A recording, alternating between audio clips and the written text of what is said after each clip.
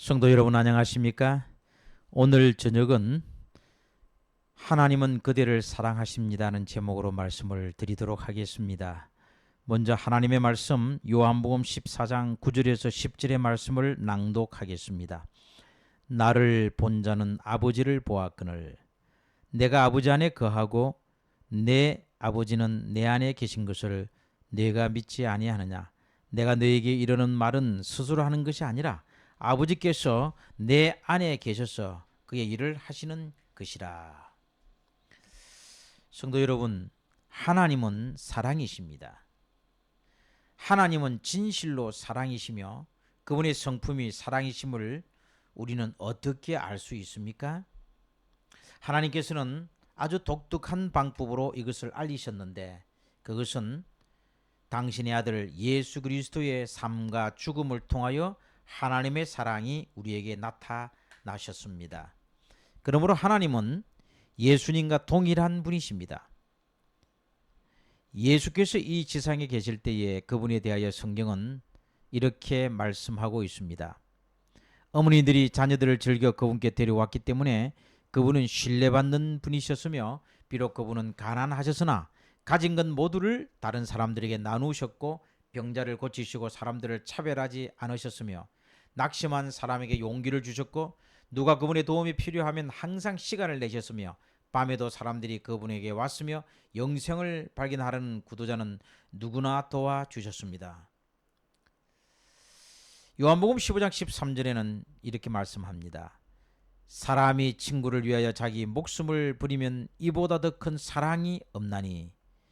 실제로 예수님은 이보다 더 큰 일을 행하셨습니다.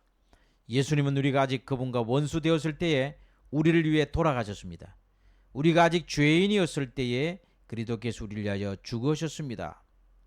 예수님은 당신과 나를 위하여 지옥과 무서운 육체적 고통을 견디셨습니다.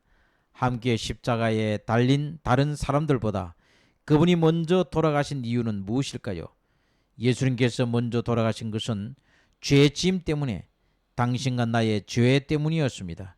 그분이 우리에게 보여주신 그리고 아직도 보여주시는 사랑은 믿을 수 없고 희생적이며 이타적이며 놀라운 것입니다.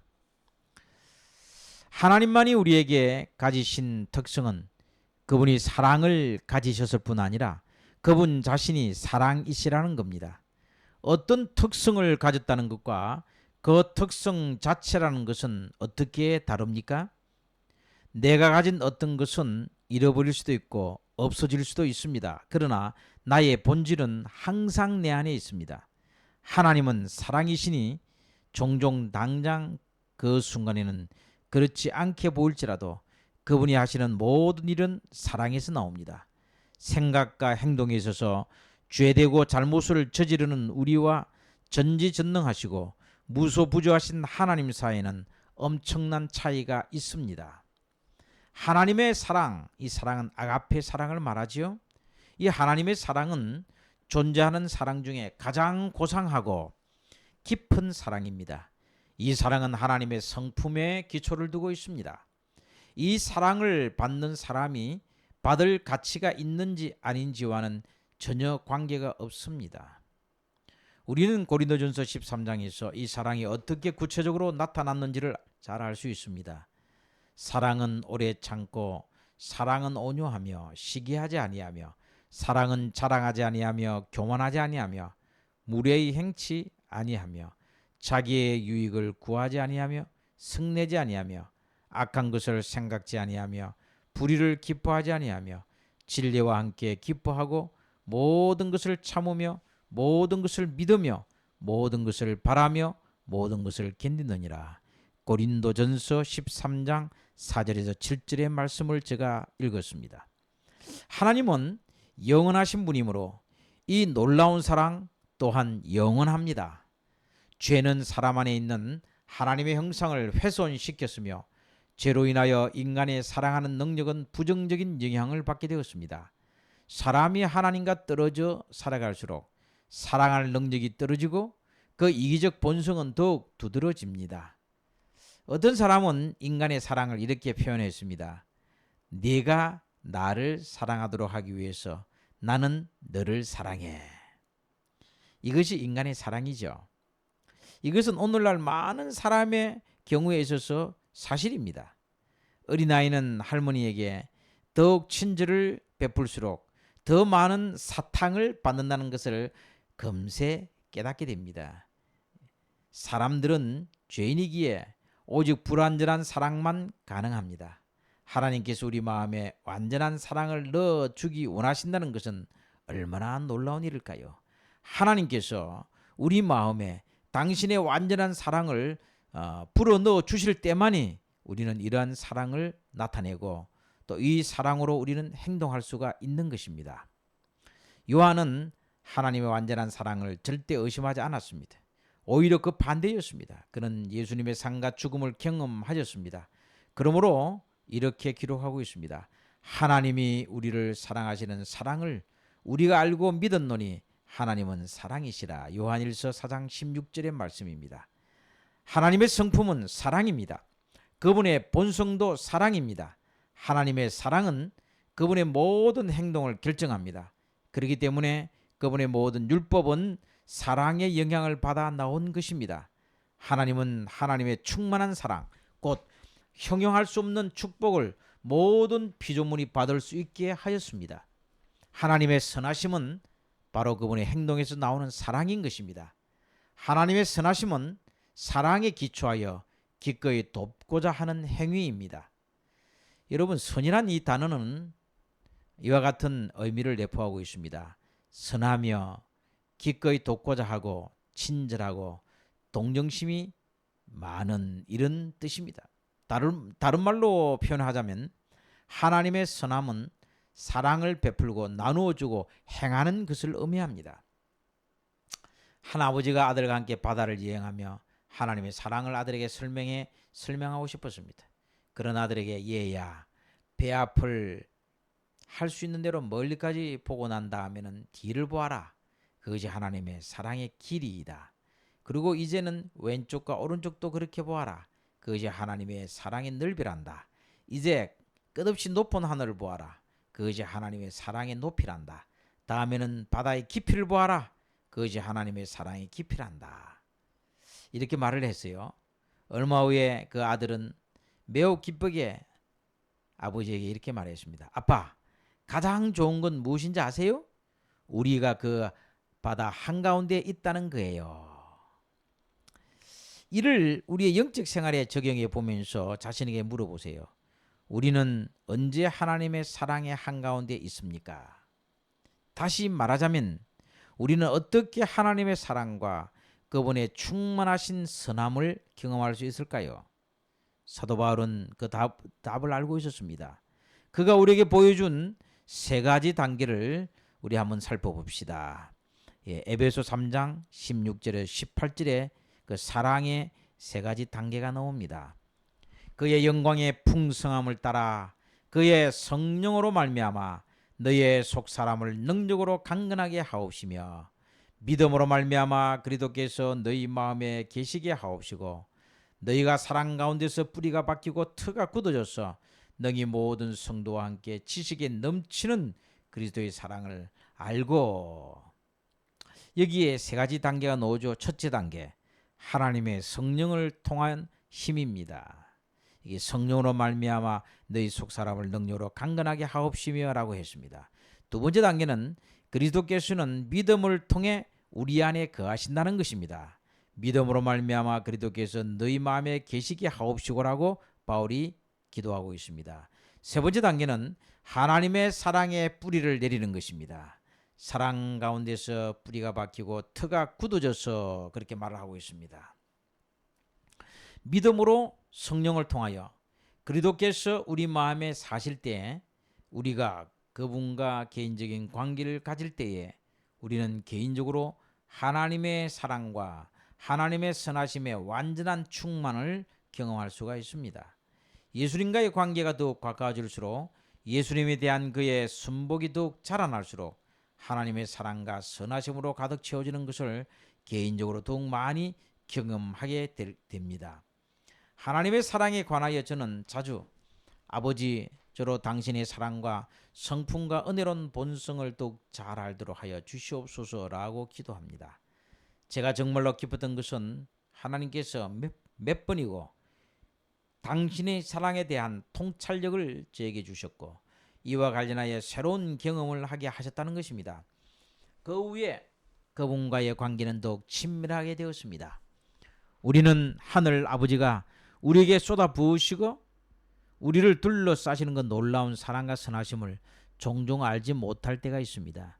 하나님께서는 당신과 저에게 내가 영원한 사랑으로 너를 사랑하기에 인자함으로 너를 이끌었다 하였노라. 예레미야 31장 3절의 말씀입니다. 이렇게 말씀하십니다. 어쩌면 여러분은 제가 경험한 것과는 완전히 다른 하나님의 사랑을 발견했을지도 모르겠습니다. 하지만 한 가지는 확실합니다. 바로 여기서 다루고 있는 이 주제는 제가 말씀드리는 이 주제는 우리가 영원히 생각하게 될 주제라는 것입니다. 자, 그렇다면 하나님의 성품을 이해하는 것이 정말로 중요한가요? 하나님의 성품을 바르게 인식하는 것이 정말로 필요합니까? 답은 그렇다입니다. 사실 매우 중요합니다. 하나님께서는 내 생애의 주도권을 그분께 내드리기를 요청하십니다. 하나님께서는 온전히 그분에 의지하기를 나의 전 존재를 그분께 묶어두기를 요청하십니다. 하나님께서는 그분의 말씀대로 모든 것을 행하기를 요청하십니다. 그렇다고 할지라도 내가 하나님을 신뢰할 만한 분이시고 사랑할 만한 분이시며 이해해 주시는 분이심을 알게 될 때에만 그분을 따르게 된다는 것입니다. 내가 하나님의 놀라운 성품을 제대로 이해하게 될 때에만 내 자신을 그분께 순복하고 맡길 것입니다. 특히 서구 세계에서는 대부분 이런 방식으로 이루어집니다. 하지만 하나님의 사랑을 처음부터 단순히 신뢰하는 사람들도 많이 있습니다. 오스트리아의 시인 피터 로제거라는 사람이 있었는데요. 어렸을 때에 아버지가 매우 엄격하다고 생각했습니다. 하루는 피터가 나쁜 짓을 했는데 아버지가 벌을 줄 것이 무서웠기 때문에 거실에 있는 큰 벽시계 속에 숨었습니다. 이제 아버지는 아들이 사라졌기 때문에 종들을 다 불러 모아놓고 아들을 찾아오라고 말했습니다. 이렇게 아버지가 말하는 것을 이 피터 로제거라는 아들은 벽시계 속에 들어가서 벽시계에 있는 작은 틈새를 통해 보았던 것입니다. 종들이 다 방을 나간 후에 아버지는 방에 홀로 남아서 울고 있었습니다. 그러면서 아들아 어디 있느냐 빨리 돌아오라 이렇게 소리치고 있었습니다. 피터는 더 이상 이 아버지의 사랑을 깨닫고 벽시계 속에 숨어 있을 수 없었습니다. 견딜 수 없었습니다. 그래서 벽시계에서 나왔습니다. 그런데 이 아버지는 그 아들을 벌할 생각조차 하지 않았던 것입니다. 나중에 피터 로제거는 그날부터 나는 나의 아버지가 심하게 엄하지 않다는 것을 알았다고 기록했습니다. 그 순간부터 그는 자기 아버지의 마음이 어떤지 알게 되었고 아버지를 더 이상 두려운 존재가 아니라 사랑이 넘치고 자신을 너무나 사랑한다는 사실을 깨닫고 아버지를 전적으로 신뢰할 수가 있었습니다. 피터 로제거처럼 많은 사람이 자신의 아버지에 대하여 너무 엄격하다고 생각하지 않습니까? 우리 하늘 아버지는 어떻습니까? 세상 아버지와 같다고 생각하는 사람들이 참 많이 있지는 않습니까? 그렇습니다. 참 많이 있습니다. 우리가 잘못하면 하늘 아버지는 우리를 엄하게 견책하시고 징계하시고 심판한다고 생각하는 것입니다. 이런 하나님과 하나님의 성품에 대한 잘못된 인식은 어디에서 시작되었을까요? 바로 하늘입니다. 하늘나라에서 루시퍼는 하나님의 성품에 대하여 잘못 평가하고 그것을 다른 천사들에게 또 사람들에게 잘못된 방식으로 제시를 했습니다. 오늘날에도 악한 자들은 가진 수를 써서 하나님의 성품에 대하여 나쁘게 생각하도록 사람들을 설득하려고 하고 있습니다. 사실은 사탄 자신이 악한 특성을 가지고 있으면서 그는 하나님께서 악한 특성을 소유했다고 믿도록 사람들을 현혹시켰습니다. 지옥에서 영원한 고통을 당한다는 잘못된 가르침을 전파하며 그는 일부 그리스도인들이 하나님을 복수심에 불타는 폭군으로 오해하도록 만들었습니다. 그 결과 그는 교회에 있는 많은 사람이 더 이상 하나님 말씀을 듣기를 원하지 않고 하나님을 배제하는 무신론과 같은 철학에 빠지도록 만드는 데 성공했습니다. 하나님의 사랑에 대해 자기 스스로 하는 성경 연구 없이 그냥 믿는 느긋한 사람들에게 사탄은 다른 술책을 사용합니다. 바로 하나님께서는 아주 사랑이 많으시기 때문에 우리가 원하는 것을 다 해도 결국 다 구원을 받을 것이라는 것입니다. 사탄은 겁이 많은 사람들에게 그리스도인의 삶은 어렵고 힘들며 기쁨이 없다고 설득하려고 합니다. 또한 사탄은 부자들에게는 만일 예수님을 따른다면 얻는 것보다 훨씬 더 많은 것을 포기해야 할지도 모른다라고 그럴듯한 논리로 접근합니다. 사탄은 깊이가 없는 사람들에게 하나님을 지나치게 까다롭고 터집 잡는 터집쟁이라고 생각하도록 부추깁니다. 또한 사탄은 사람들에게 진화론이 그럴듯하게 보이도록 만들었습니다. 사탄은 또한 다른 이들에게는 하나님을 연약하고 나이든 존재를 별로 심각하게 여길 뿐이 아니라고 믿게 만들었습니다. 사탄은 사람들이 마음에 하나님에 대한 그릇된 생각을 불러오거나 그들의 생각에서 하나님을 지워버리고 계속 새로운 것을 꾸며내고 있습니다. 그는 하나님의 참 성품을 모르거나 이해하지 못하는 사람은 하나님과 관계를 맺고 싶어하지 않을 것이라는 것을 정확히 알고 있습니다. 또한 이것이 바로 사탄이 원하는 것입니다. 로즈 모노는 다음같이 썼습니다. 내가 신령 숭배자로 있을 때에 한 강신술 제사장이 내게 말했습니다. 악마들은 인간의 마음을 가지고 장난치기를 아주 좋아한다. 그들은 아주 섬세한 기술로 사람들의 마음의 생각과 형상들을 휙 지나가게 하므로 사람들은 이를 스스로의 생각이라고 믿는다. 사탄과 그의 악마들은 스스로 그리스도인이라고 하는 사람들의 생각을 조종하려고 노력합니다.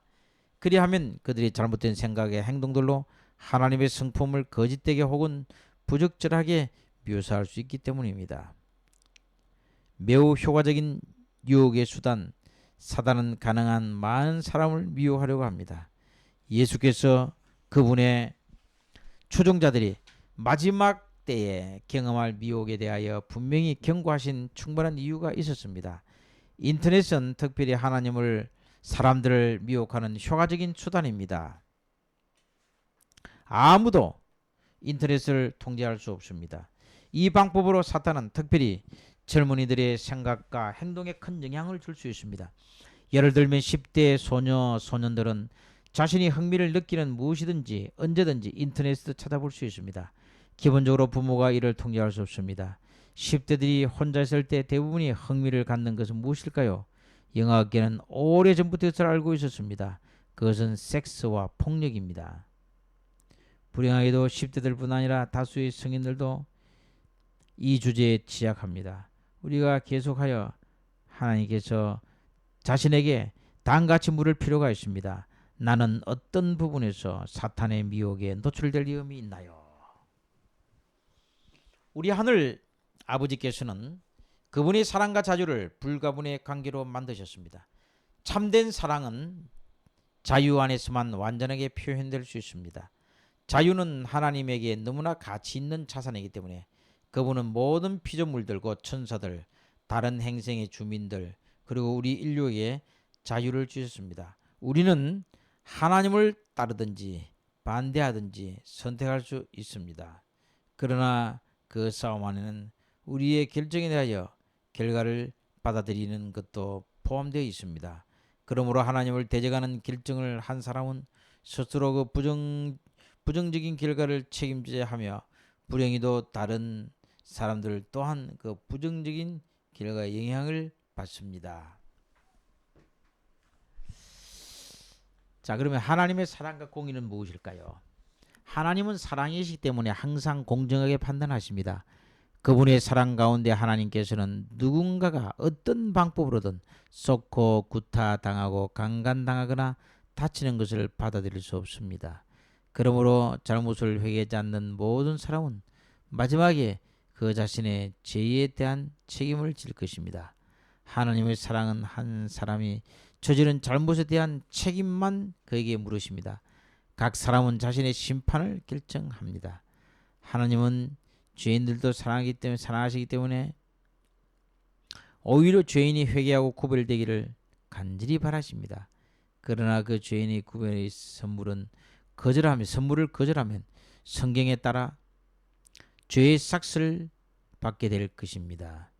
죄의 삭스 무엇이죠? 바로 사망입니다. 마지막 때에 신실한 사람은 영생을 상급으로 받는 것이 또한 하나님의 공에 따른 것이랄 것입니다. 그것은 구원의 선물을 받아들였습니다. 예수께서는 그들 대신 죄의 형벌을 스스로 취하셨습니다.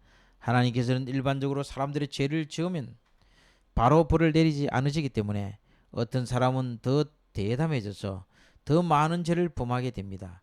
그러나 회개하지 않는 죄인은 그가 사는 동안 자신의 행위로 인한 부정적인 결과들을 겪어야만 합니다. 때때로 이 부정적인 결과들은 분간하거나 알아차리기 쉽지 않지만 항상 우리의 삶에 존재합니다. 사람들은 이 주제에 대해 하나님의 사랑과 세상의 고통이라는 주제에 대해 많은 의문을 가지고 있습니다. 고통은 죄의 결과입니다.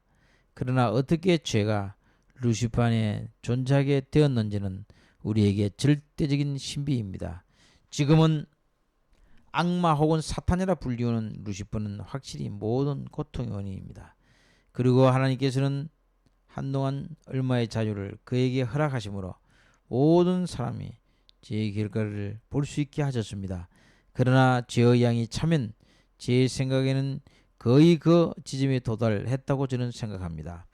그 후에 예수께서 오셔서 모든 고통을 지상에서 끝내실 것입니다. 제가 어떤 결과를 가져왔는지 알게 되면 구원받은 사람들은 다시는 죄를 짓고 싶어하지 않을 것입니다. 그 후에 온 우주에는 다시 연합과 조회와 사랑이 있을 것입니다. 죄로 인하여 많은 부당함이 세상에 존재합니다. 우리는 자주 겪는 일이므로 부당함 때문에 생기는 고통이라는 주제에 대하여 할 말이 많습니다. 우리는 누군가 우리에게 부당한 일을 하기 전에 하느님께서 적극 개입하시기를 선호합니다. 그러나 그렇게 하면 부정함을 행하기 원하는 사람은 자신의 자유를 빼앗기는 것에 대하여 하나님을 원망할 수 있습니다. 그렇기 때문에 하나님께서는 아주 드물게 직접 개인을 개입하실 것입니다. 뭔가 더 나쁜 일이 일어나는 것을 막기 위해서 언제 하나님께서 행동해야만 하는지는 오직 하나님만이 아십니다. 마지막 때에서만 신실한 사람은 여호와께서 공의로운 일을 행하시며 억압당하는 모든 자를 위하여 심판하시는도다고 증거할 것입니다. 일반적으로 우리는 잘못 행하는 것과 같은 주제에 별로 관심이 없습니다. 그리고 일반적으로 그리스도인은 잘못을 행하기보다는 부당함 때문에 고통받기가 더 쉽습니다. 하지만 잘못을 행할 때 우리에게 무슨 일이 일어났는지에 대해서 잠시 생각해 봅시다. 첫째로 우리는 양심의 가책을 느낍니다. 우리 양심은 우리가 잘못된 길에 있다는 신호를 보냅니다. 이 신은 하나님께서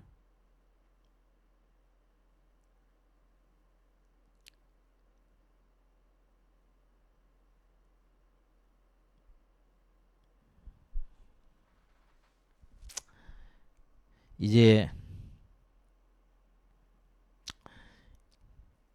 일반적으로 우리는 잘못 행하는 것 같은 주제에 별로 관심이 없습니다. 그리고 일반적으로 그리스도인은 잘못을 행하기보다는 부당함 때문에 고통받기가 더 쉽습니다. 하지만 잘못을 행할 때 우리에게 무슨 일이 일어나는지에 대하여 잠시 생각해 봅시다. 첫째로 우리는 양심의 가책을 느낍니다. 우리 양심은 우리가 잘못된 길에 있다는 신호를 보냅니다. 이 신호는 우리에게 회개해야 한다고 호소합니다. 그러나 우리가 죄를 고백하지 않고 버리지 않으면 그것은 우리 성품에 부정적인 영향을 줄 것입니다. 더 나아가 하나님의 평화가 우리 마음을 떠납니다. 그리고 자주 부모의 죄는 그 자녀에게 전달됩니다. 구원하는 사랑에 반응하고 그 가운데 거하는 것이 우리에게 필요합니다. 놀라운 길이 우리 앞에 널려 있습니다. 그것은 바로 지금 당장 하나님의 구원하시는 사랑에 응답하는 것입니다. 오늘 너희가 그의 음성을 듣거든 너희 마음을 완고하게 하지 말라. 만일 우리가 예수님을 구주로 받아들이고 그분과 함께 있다면 그분이 우리를 죄책에서 자유케 하셨음을 확신할 수 있습니다. 친히 나무에 달려 그 몸으로 우리 죄를 담당하셨으니 이는 우리로 죄에 대하여 죽고 의에 대하여 살게 하려 하심이라. 그가 채찍에 맞음으로 너희는 나음을 입었나니. 베드로전서 2장 24절의 말씀입니다. 사도 요한은 하나님은 사랑이시라. 사랑 안에 거하는 자는 하나님 안에 거하고 하나님도 그의 안에 거하시느니라고 썼습니다. 우리가 예수님과 더 밀접한 관계에 있을수록 우리는 더 행복하고 더 만족하며 더 감사하게 될 것입니다. 그리고 우리가 하나님께 감사할 때 우리와 우리의 성품에 항상 긍정적인 영향이 있을 것입니다.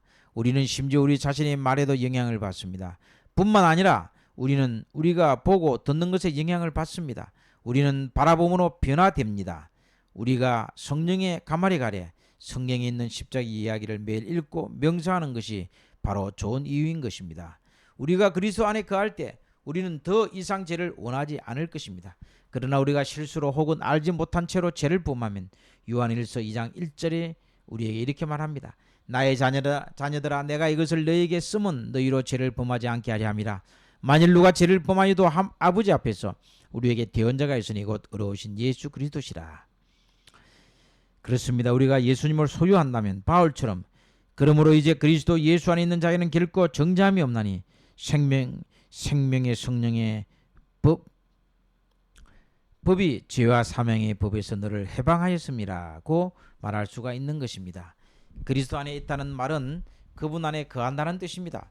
이 표현은 신약에서 170번, 바울의 편지에서 97번 찾을 수 있습니다. 그분 안에 거한다는 것은 예수께서 요한복음 3장 5절에서 말씀하신 거듭남에 대한 다른 표현입니다. 사람이 물과 성령으로 나지 아니하면 하나님 나라에 들어갈 수 없느니라. 자, 이제 제가 오늘 드린 말씀을 요약해 보겠습니다. 하나님의 구원하시는 사랑에 매일 반응하는 사람은 누구든지 전에 결코 알지 못하였던 삶의 변화와 삶의 질의 변화를 경험할 것이며 끝내 영생을 얻게 될 것입니다. 저는 이것을 하나님의 사랑의 왕도로 봅니다.